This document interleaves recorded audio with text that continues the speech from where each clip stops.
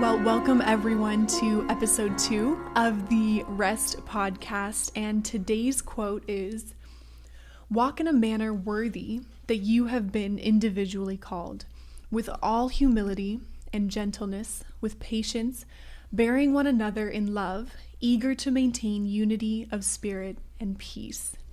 Virginia, can you introduce us to today's topic? Yes, I'd love to. I love relationships. I love talking about relationships because they impact every single facet of our lives. Today, I'd like to talk to you a little bit about how healthy relationships are vital to a vibrant life, how negative family relationships can impact our emotional and physical health, and how we can begin to heal relational trauma from our past, perhaps unhealthy relationships, and even from relationships that we have no knowledge of that our parents had to negotiate or our relatives had to. So we'll be talking about that. Before I do so, however, I wanted to go back and break down the value and the power and the authority and the necessity to fully understand that quote you read, if you don't mind. Sure, please. Walk implies intentional movement, right? Walk in a manner worthy. That means there's something sacred about you and about every individual that we have the power and the authority to intentionally mobilize, so that you have been individually called to. That means something in the creative order of the universe, right? I call it God, right? We call it God. I know it to be God, has set me apart to succeed in this intentionality, because there's something sacred in me, worthy, that He's set apart for me individually, right? And I'm to do that with all humility. To do things like this in humility, we have to be willing to be humiliated. How do we become humble? When we're humiliated. And that's a tough one. And gentleness, with patience, bearing one another in love. Anticipate the weight of this intentionality, right? Mm-hmm. Of this journey, of this pilgrimage into relationships. Eager, enthusiastic, right? To maintain unity of spirit. Maintain unity. That means nothing. You have to fight for something not to divide you. It doesn't just happen naturally. So we're going to be enthusiastic to maintain unity, so that nothing can divide, right? With a spirit of peace. Peace happens when we are able to reconcile the conflict within ourselves. And somehow we expect it to just happen. Mm-hmm. And yes. I love this particular reading that we shared with the audience today, because when you really break it all down, you realize, wow, this is an important component of having healthy relationships. So with that, I think I'll just get started. Sure. I just went, while you were reading it, I was thinking, I wanted to savor every word. So I wanted to take a minute to really break that down. Working with both patients and clients at the clinic, it occurred to me that the relationship we most often neglect, and we touched on this last week, is that between our own constituents, between our spirit, our soul, mind, heart, will, conscience, right? Feelings, and our body, and how that interacts in this significance, in this design. How those constituents, the spirit, the soul, the body, what's their purpose? What are they supposed to interact with, right? The question always goes to, wow, what am I doing here? Mm-hmm. What's this about? So our relationship within ourselves, and then our relationship and our questions to God, for God, about God. Mm-hmm. And so that was the first thing also that came to mind when you'd asked me to prepare to speak to this. Does that make sense? Yeah, and I think what we're really going to be touching on today is that relationship with ourselves and with God is heavily dictated by the relationships in our life. Exactly, because what's the greatest commandment? To love God with all your heart and with all your soul, right? Why? Because you're a spirit working through a soul in a body. Mm-hmm. And then what? Love your neighbor as you love yourself.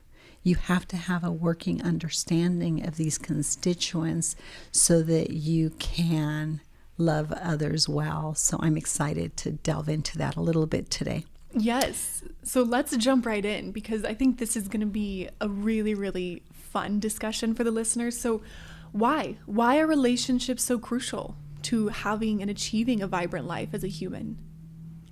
We perish without them. I think perhaps the greatest resource that I would direct our listening audience to is the work of Dr. Caroline Leaf. She speaks powerfully to this. We are hardwired to love, and we are hardwired to relate to one another. This is congruent with laws of nature, things that are self-evident and speak to our natural affections. And in the course of these podcasts, I'm going to address those three things all the time, because life and relationships can become very confusing very quickly. But when we look for that plumb line, what are the laws of nature pertaining to this subject? What is self-evident about relationships? Well, I need people and they need me, and we need each other, right? Mm-hmm. And how does that represent our natural affections? Is it congruent with our natural affections? And I think those are three things that I'll be addressing and referring people to. Mm-hmm. But the work of Caroline Leaf really breaks this down concisely and at length. We're not able to do that for this podcast. Now, when do these relationships begin to impact us as humans? I'm glad you asked that question. As we discussed in the previous podcast, the relationship between our parents determines our biology. The psychology of the parents is a significant indicator as to the biology of the child. And I would refer the audience to the work of Dr. Hammer in German New Medicine. He breaks this down at length. So it's really important to understand that in the most fundamental way, the story of our parents and the narrative of their lives when we were conceived has a significant impact on the relationship among our own constituents, our own body, and how we view the world and the world around us. So there's that whole component. So relationships begin to impact us greatly prior to and at conception. Mm-hmm. So even before we're born. Totally. The relationships around us. And we'll be having further discussions about this in podcasts to come. And by the way, we really break this down and discuss this during our R.E.S.T events. So now, how can these familial relationships affect how we respond to our environment? Well, I like to touch on the previous question. Sure. Which is, when do relationships begin to impact us? Certainly from before conception, during conception, post-conception, and of course when we're born. But how can family relationships affect how we respond to our environment? I think the most important thing to understand that I access very quickly is, in the most practical of ways, is to determine how people love in that family. And again, I go back and I look at what the dynamic is between mom and dad. Okay. And there's 5 fundamental points of attachment. I think understanding attachment and how we love is really significant. And to understand how we love, we have to understand what the family systems were at home. How did mom and dad love each other and love us? And what was that dynamic in the home? And there's 5 fundamental, easy ways to determine what that is. And that is, there's 5 fundamental attachment styles that determine or explain the level of reactivities that explain the nature of relationships in a home. So look at mom and dad, for example. What's their story? You know, I'm big on story. Mm-hmm. It's all about the story, right? But what's the story with mom and where she grew up and her family? What's the story about dad and where he grew up and his family? And then begin to ask, how has that played out in our family? So I'm going to give a good resource for everyone to determine this after the podcast, because these are great steps that everyone can take to begin to change dynamics in their relationships immediately. But it's really determining how we love. Depending on how our parents were loved, right? They bring those dynamics to some extent into their homes, right? Because we're all a product to some extent of the homes we come from. But everyone has the capacity and the resources and the power and the authority to do what? To finish their leg of the race, right? To change the dynamics in their homes. And I think we all, by and large, do. And by the way, all my patients and clients and people I work with, I see a significant shift for the better from where they came from to the things they've done and they've incorporated in their personal home. But since we're all hardwired with a measure of reactivity, understanding those reactivities, right, become very powerful. So here's what to look for. Were mom and dad victimized to some extent? Were there addictions in those homes? Both or each will tend to be a controller and a victim. Controller and the victim is about the same person. So how they handle stressors and relationships in the home will be from a victim and a controller kind of perspective. And again, all these things I'm going to be discussing, there's a spectrum, right, between 1 and 10. So we got to put this in perspective. We'll elaborate on this later on. The other one is a vacillator.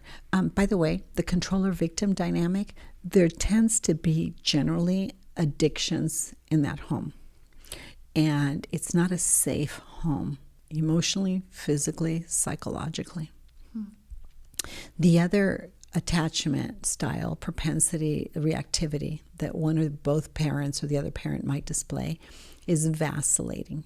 Vacillating is a propensity to have high highs and low lows, completely unpredictable, and you don't know who you're going to encounter when you walk in the door. Sometimes we refer to them as being unstable, unpredictable, kind of, maybe bipolar. That term is used so loosely, or borderline personalities. Sometimes people that are vacillators are viewed like that. And that's in an extreme situation. And then you have your pleaser. A pleaser grew up, by the way, the vacillator came from a home where there was some form of abandonment, and that child, mom or dad, or perhaps yourself, is hypervigilant, and they don't know what's going to happen next. Life is very unpredictable. There wasn't consistency. Exactly. Okay. So there's this high level of internal anxiety. All of these attachment styles, when they're not balanced, right, and when they're driven or regulated by external circumstances, have a measure of anxiety. But the vacillator lives with a lot of anxiety because they don't know what to expect, when or how or what. Then you have your pleaser. And a pleaser grew up in a home that was highly critical and fear-based home. And that child, whether we're talking about trying to understand mom and dad or even yourself, had a helicopter parent that micromanaged.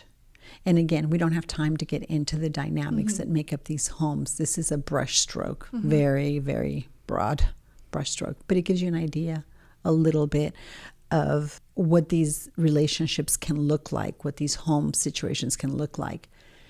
And then the avoider. And the avoider grew up in a home where they had to be independent at an early age for whatever reason. And they're like islands. They don't understand why everybody can't just do what they do, take care of their own things and get over it and just do what needs to be done and just move on. So those kinds of dynamics in the home, understanding the profile of the parents can help you better understand why that parent is doing what they're doing. And if you can't identify that, perhaps you can relate to one of those dynamics in yourself. And we're going to break that down later. Yes. But how do we respond in these environments is a very important question, but we need to understand what it is we're responding to. So when we're growing up in families where the relationships can be very negative, how can that then affect our emotional and maybe even physical health? Well, that's a great question. Each of those things, the chaotic controller victim, the vacillator, the pleaser, and the avoider, right? In and of themselves, there's nothing wrong with that, because I think perhaps one of the most iconic, universal people that ever lived was a person of Jesus Christ. He was a victim, right? He controlled. He was a strong leader. He vacillated a few times. He got ticked off, right? He wasn't a pushover. He was a person of deep conviction, and a few times we know that he turned tables at the temple, for example, took on the establishment and heated debates and whatnot, right? He pleased. He sought, he had compassion and sought to be helpful and leave things better than he found them. And we know he avoided. He is known to often go to a quiet place and retreat, right? But none of those things were regulated were reactivities or was a reactive response to external circumstances. Not one. All of those things were the fruit of deep conviction that came from the center that he always found in solitude and in prayer. With who? With his dad, with God. So he had this center, this core, this peace that surpassed all understanding. So when he engaged society and culture and people and things and circumstances, he wasn't regulated by a necessity to be reactive like we are in certain situations. He was regulated by this internal focus of control, that this force field I always call this spiritual. He was so in alignment with the Spirit of God that it didn't deregulate him. Does that make sense? Yeah, it's rather than like what many of us do, which is it's a reaction. It's almost we're doing something and responding in a way before we even realize that we're responding that way. So it's very reactive and almost unintentional versus seeing what's happening and choosing to respond in a certain way. And that's where the will comes in. And we discussed some of this in the previous episode. And I think one of the closing things that we discussed, I don't remember exactly the context in which we put them, but we talked about the function of the will in the heart and in making decisions. And we talked about the necessity of pulling back the veil, of accessing the truth about ourselves, the truth, and entering into that inner sanctuary of the spiritual realm, and looking at the truth about ourselves and about God and about our convictions and the things we believe, and pulling back the veil of that so that we can be reconciled within ourselves. So we examine all these foundations about ourselves, our families, our life, and all these things you and I have discussed, right? Why? So we can explore the truth of all those things. For example, I might think my mom and dad hate me and I was never wanted, right? And like that girl, I think I talked about a 27-year-old, and that I wasn't wanted and that I was a mistake, right? But as we peeled back the truth of all those things, now she felt like she was losing her mind because it made no sense. But when we got to the truth of what was happening in the life of her parents before, during her, that time, that season when she was conceived, it makes perfect sense. So all of the sudden, the confusion, chaos, and the dis-ease that she feels, she realizes was not her own. It was this thing that energetically, physiologically, genetically was passed on to her. So what happens? Boom, just like that. It's Release, cleared. It's cleared. And for the listeners, you will have to go back to episode 1 to hear that really fascinating patient case study. But yes, it sounds like, and I think this is a concept many people don't always realize, is they understand how negative relationships can manifest in emotional pain. But many people don't always understand that negative relationships can also lead to physical illness within ourselves. Yes, and I'd like to clarify something. Thank you for bringing this up again, because negative relationships or emotionals or ideas or a perception of them, the ideas we have in our mind, right, and how we process those things, they manifest physiologically and specifically neurologically. And I love the neuroconstitution and the neuroexpression of these conflicts because we have resources to go after them. For example, this gal, she was carrying all this conflict within her constitution, right? It was affecting her health. And when we were able to reconcile what her body is carrying by way of narrative and story and all that, and the experiences that were in conflict, right, with her parents and her family, a successful, wonderful, lovely life, she's thinking, what the heck is wrong with me? And it began to slowly erode the relationship she was having, right, between herself, her spirit, her soul, her body. She feels like she's losing her mind. And it began to impair the relationships she had with her family around her. Now she realized mom and dad were more chaotic, if you will, than she had anticipated. They both came from homes of alcoholics. They both had a measure of chaos in their life. So both of them were controllers and a victim. And they brought those relationships to bear in their marriage. And she was conceived in that chaos. So then when she uncovered the reality, she didn't hold that as judgment or shame over the heads of her parents.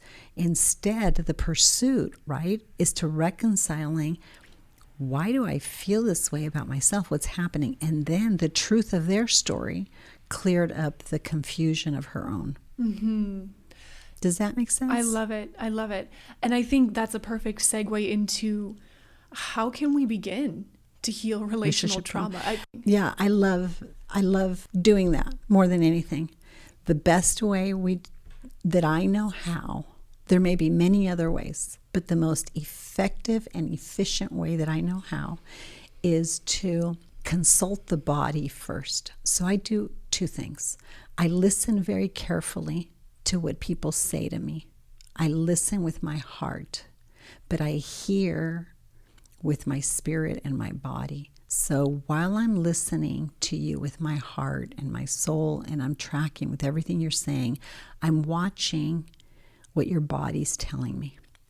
And I'm listening and I'm looking to hear what the spiritual constitution of your trauma is revealing to me, because it will be very different than the story that's coming out of your mouth. And I need to reconcile the conflict between those two narratives. That's fantastic for me. It's one of the easiest things I do. That's why when I love meeting with people one-on-one, because I can get a month's worth of work done. And I also am able to clear simultaneously with EVOX and some of the resources I have what I call the tumbleweed that creates the confusion, the chaos, and disease, and the anatomy of the body. Because the body's going to inform me about the disparity between the stories you've been telling yourself and what it's been carrying. And I'll give a few examples later on.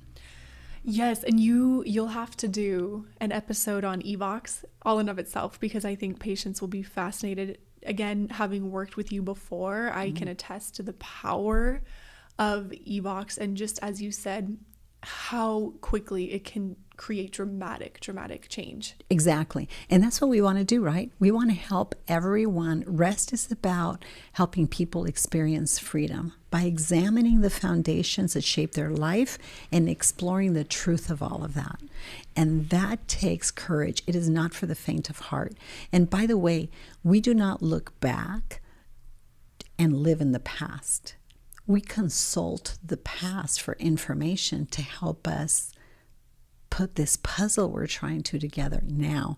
I kind of look at it, to be honest with you, as R.E.S.T, this reconstitution approach. I kind of look at it like putting a puzzle together, and I need 300 pieces. I know I need 300 pieces to complete the project. I need 100 from the spirit, 100 from the soul, and 100 from the body.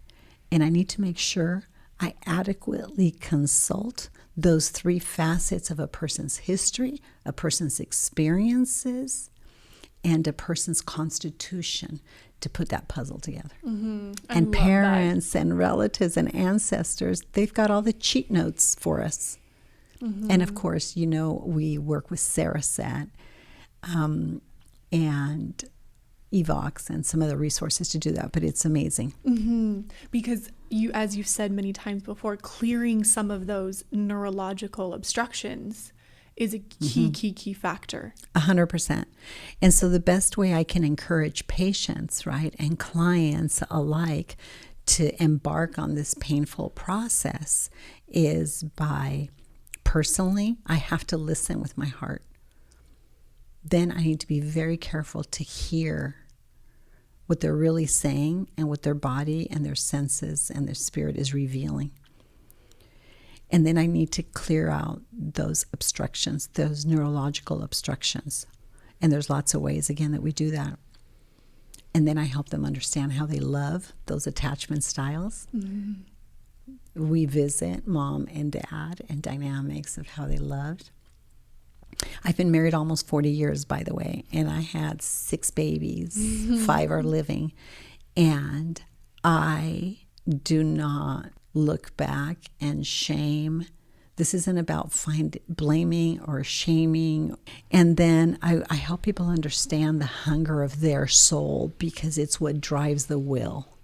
We talked in the first episode quite a bit about the will and the heart, and the health of that heart driven by the will that accesses those, the spiritual, what's accessible to us in the spiritual world. And we need to understand, because it's that soul hunger and the hunger of our soul, however you want to look at it. It can be discussed either way, but how it drives our lives. Mm-hmm. And today you are actually sharing a couple patient case study. Is that correct? Yeah. Mm-hmm. Just, marriage is a primary, it's a divine institution. There's only 3 divine institutions. That means that we find these in hieroglyphics, in caves, and from the beginning of time, we see there's not an exception to 3 institutions that are the framework of society, and that is the family, the church, and the state. The nuclear family is where people get their identity, right? The church is, if you will, the faith, speaks to that spiritual facet. I'm not talking about it in terms of the traditional conventional church. I'm talking about it as a body of believers that share a conviction, a spiritual conviction about reality. And the state is civil government. So they're all spheres of government. The home is a sphere of government. Faith-based institutions are a sphere of government. And then civil government is a sphere of government that sustains the other spheres of government. But the foundational one is the family. So I want to talk about marriage today, because marriage is governed by the role of the man and of a woman and of a child, right? They create this triune being, right? Of course, you can have many children and whatnot, but you have a family. So The reason I wanted to address that in the context of relationships, because the power and the authority to set the tone of what happens in that primary sphere, right, a family, is a relationship between a mom and a dad. And so in this particular case that I wanted to finish the discussion on relationships is a man who came in, 57-year-old man, 43-year-old woman, married for 20-some years. He was so disgruntled and he was desperate and he was at the end of himself and just said, I just don't know what to do anymore, ready to throw his hands up in the air. And he went on to talk about his partner and explaining dynamics and situations about his partner and just thought, this is my last stop. I don't know what else to do. I've exhausted all my resources.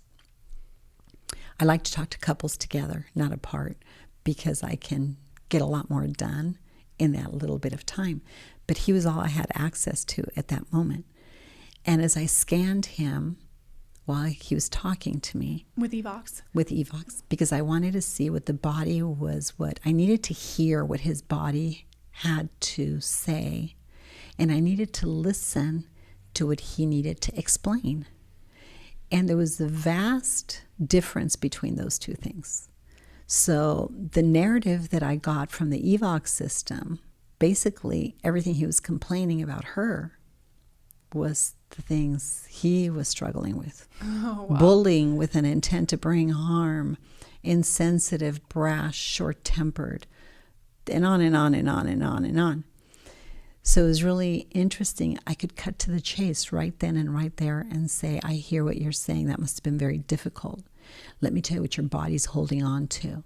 And as I read to him what his body was holding on to, he just was stunned and is like, wow. So both things can't be true. And there's where I began to help people understand how they love, and perhaps the level of reactivity that they've been living with escaped their attention, because reactivities are very quick and they override everything. And that's why bringing stability, balance, harmony, and coherence to the central nervous system becomes one of my major aims right day one. Mm-hmm. Because I need people to understand that perhaps their central nervous system and experiences and narratives and a lot of things that they don't fully understand, and some maybe they do, the consequence of bad decisions or whatnot, is overriding their central nervous system, and their perception of what in fact is happening is a little bit skewed by their inability to see themselves clearly. I love that. And there's so much we could break down in there, and I'm sure we will in future episodes. But can you share with the listeners what this week's tangible takeaway or action item is? Well, as I'm sitting here speaking with you, I just want to encourage everyone to attend a R.E.S.T event. If they go to virginiadixon.com, there's a schedule of events that I think Natalie has posted or will be posting shortly for events that we do for an entire year. That would be, there are brief, short, a little more comprehensive, just short, brief, good overview events, which is our afternoons of rest. And then we have a day of rest, which is an 8 to 10 hour intensive at the Villa, where we really break down the rest, the reconstitution approach, and we explain the anatomy of our descent, how things break down and how to reconcile those things. Mm-hmm. It's kind of an intensive day. And then we have 40 days of rest. So it's 2 hours once a week. And that's fantastic. And of course, we have 3 days private retreats where I work with people individually, and it's an intensive. Mm-hmm. Before I do those 3-day intensives, though, I need to work people one-on-one with people individually one-on-one. That's the most significant thing, I would say, because it's integrative, it's efficient, it's effective, and we have great statistics on the return on our investment. But in the most practical of ways, right now, immediate, I should say, mm-hmm. things that people can do is they can go to Relationship 180 and take the How We Love test, purchase the book How We Love. I like it, although it talks about marriage relationships. If we're not in a marriage relationship, we certainly came from one, or some kind of a relationship where we have a mother and a father, right? Anyway, so read that book. It's fantastic. It'll help you further understand your love style, how you love. And then there's another test. It's called the Hunger Test, I think, and it's online and by the book, Soul Hunger. It's fantastic. You can do a lot of work on relationships by understanding those two things, how you love and what drives you. And the last thing, I think I would just reiterate, get in community, join our R.E.S.T community, and begin to understand the complexities, yet the simplicity of stepping into this realm of rest and reconciling these conflicts. And for the listeners, be sure to check the show notes, because we will always link any resources listed. So we will have links in the show notes to the Day of Rest, to the books that Virginia just mentioned, as well as the test she just mentioned. So to make it really, really simple for you all to right away apply what you're hearing in this episode. But with that, thank you again to all the listeners. Virginia, thank you so much for sharing your time and your knowledge. Thank you for facilitating this discussion. It was good. Well, it was wonderful. Always a pleasure to sit down with you. And with that, we will see you all next time.